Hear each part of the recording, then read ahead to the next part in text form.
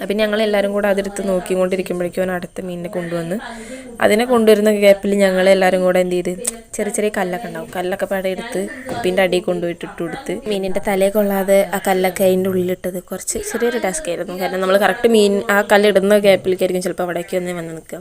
പക്ഷെ എന്തോ ഭാഗ്യത്തിന് അവിടേക്കൊന്നും വന്ന് നിന്നില്ല. ഞങ്ങളൊരു ഭാഗത്തോളം കല്ല് നിറച്ച് അതിൽ പിന്നെ മീനിട്ട് പിന്നെ അത് കഴിഞ്ഞപ്പോഴേക്കും ഞങ്ങൾ തുണിയൊക്കെ ഉണ്ട്, ഷാളൊക്കെ ഉണ്ടായിരുന്നു, ഷാൾ എടുത്തിട്ട് വന്നിട്ട് പിന്നെ കോരാൻ തുടങ്ങി.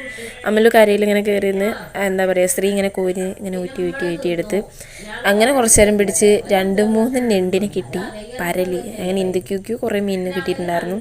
ഒരു 8-10 മീനിന് 2-3-4 ഞണ്ടിനെയും കിട്ടി. ഞണ്ടിനെയൊക്കെ ഞങ്ങൾ പിന്നെ വെറുതെ ഇട്ട്, കുഞ്ഞ് ഞണ്ടായിരുന്നു, സോ ഞങ്ങൾ അതിനൊക്കെ വെറുതെ ഇട്ടിട്ടുണ്ടായിരുന്നു. പിന്നെ ഞങ്ങളിതേ എന്താ പറയുക, ഞങ്ങൾ മീൻ പിടിക്കാൻ യൂസ് ചെയ്ത തുണിയും പിന്നെ അതേമാതിരി ചൂണ്ടയും ഇത് എല്ലാത്തിനെയും കൂടെ എടുത്ത് ഞങ്ങൾ നേരെ തോട്ട് പോയി അതൊക്കെ ഒലുമ്പി പിഴിഞ്ഞ് കഴുകി കൈയും കാലൊക്കെ കഴുകി ഞങ്ങൾ നേരെ പോയിട്ടുണ്ടായിരുന്നു. ചളിയോടെ പോയി കഴിഞ്ഞാൽ പണി കിട്ടും.